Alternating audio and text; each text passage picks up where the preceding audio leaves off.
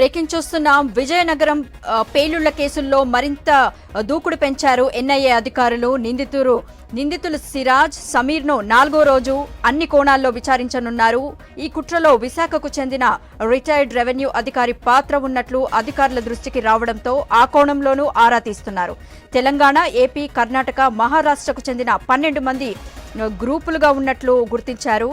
విదేశీయులతో నిందితులకు లింకులు, పేలుళ్ల కుట్ర, ఆర్థిక లావాదేవీలపైన ప్రత్యేకంగా నిఘా పెట్టారు. సోషల్ మీడియా ఖాతాలు, అహింస్ సంస్థ మూలాలు, విదేశీ కాల్స్ పైన ఎన్ఐఏ అధికారులు ఆరా తీస్తున్నారు.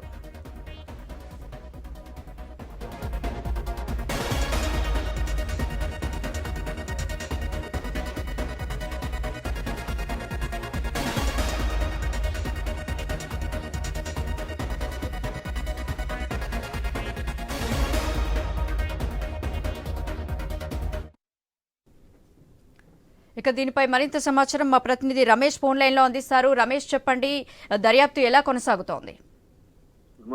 అయితే మనం చూసుకుంటే 4వ రోజు కూడా దర్యాప్తు మరింత వేగవంతం అయిందని చెప్పాలి. మనం చూసుకుంటే 3 రోజుల దర్యాప్తులోని విభిన్న కోణాలు వెలుగులోకి వస్తున్నాయి. వీళ్ళకి దేశవ్యాప్తంగా పలు రాష్ట్రాల్లో కూడా లింకులు ఉన్నట్టు తెలుస్తుంది. అదేవిధంగా కొత్తగా విశాఖలో కూడా ఒక మాజీ ఎంఆర్ఓ కూడా ఇందులోని లింకులు ఉన్నట్టయితే తెలిసినట్టు సమాచారం అందుతుంది. దీని మీద అయితే వరకు చూస్తే ఉగ్రవాద పంటలు చేసే కుట్రలపై విచారణ కొనసాగుతుంది. విజయనగరం ఇతర రాష్ట్రాల పేర్లకు సంబంధించి కూడా ఆర్థిక లావాదేవీలకు సంబంధించి ఈ సమాచారం పైన అవుతుంది. ఎఫ్ఐఆర్ లో పేర్కొన్న పలు అభియోగాలు కూడా అయితే నిన్నటి వరకు వాళ్ళు సహకరించలేదన్న సమావేశం అయితే బయటకి వచ్చినప్పటికీ కూడా ఇప్పటికి కూడా వాళ్ళు పూర్తి స్థాయిలో సహకరించకపోతే మిగిలిన 3 రోజులే, ఆల్రెడీ ఈ రోజు 4వ రోజు, మిగిలిన 3 రోజుల్లోనే పూర్తిగా వాళ్ళ జరిగిన విచారణకు సంబంధించి, పేలులకు సంబంధించి సమాచారం రాబట్టాల్సిన అవసరం ఉంది. కాబట్టి ఎన్ఐఏ వాళ్ళు మరింత దూకుడు పెంచారని చెప్పాలి.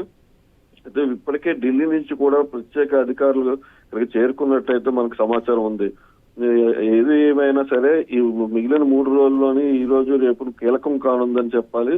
దీని మీద ఇప్పటికే కొంతమంది బృందాలుగా కూడా విడిపోయి ఇక్కడ వీళ్ళని విచారిస్తున్న అధికారులతో పాటు బయట కూడా బృందాలుగా విడిపోయి వాళ్ళకి రహస్యంగా గోప్యంగా విచారణ చేసినట్టుంది. కొంతమంది కీలకమైన వాళ్ళని కూడా అదుపులోకి తీసుకుని విచారణ చేస్తున్న మాటలైతే వినిపిస్తున్నాయి. అది పూర్తి స్థాయిలో వీళ్ళు దర్యాప్తు పూర్తి అయితే గానీ మనకి పూర్తి వివరాలు తెలిసే అవకాశం లేదని చెప్పాలి కదా. అయితే రమేష్, మరి రెవెన్యూ అధికారి పాత్ర కూడా ఉన్నట్లు తెలుస్తోంది. మరి అతని వాదన ఏంటి? అయితే ఉన్నది అని చెప్తున్నారు తప్ప ఆయన్ని అదుపులోకి తీసుకున్నారా, విచారిస్తున్నారా అన్న సంగతి అయితే ఇంతవరకు గోప్యంగా ఉంచారు, బయటికి రాలేదు.